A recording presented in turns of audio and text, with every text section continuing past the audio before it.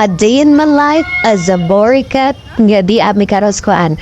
Biliran Province State University mga person. Wala mi karon sa Amerika mga person kay di ami sa school.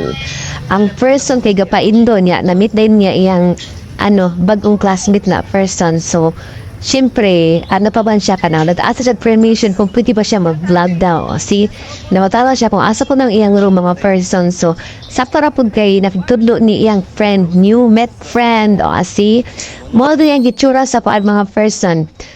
Cast department dati or na siya karon parking area na dinagya po ng mga person. So, gabaklay ra mga person kay gapamiling pa sa ilang mga rooms.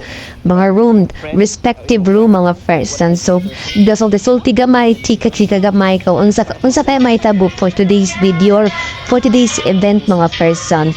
So, ang before wala na school or wala na kanang hagdanan ang kanang area din na sa cast department. Cast department maguta ko na doon mga person. So, madali ang itsura karon sa kuan.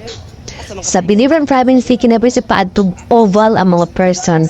Namin gyapon mi sa mga person so ga through check katrutan og gyapon mi kung pero dako na siya kag improvement mga person so far. So dala siya PWD person with disabilities nga kuan person kanang agianan. So mo dali ang hallway before ang hallway until now person. So kana siya is as far as I remember mo na siya ang garments ata na siya. Garments. So, may mga estudyante na nag-discuss or ga-start na silang schooling. See, deep so garments industry. So, mao gyapon ang building, wag gyapon gabago.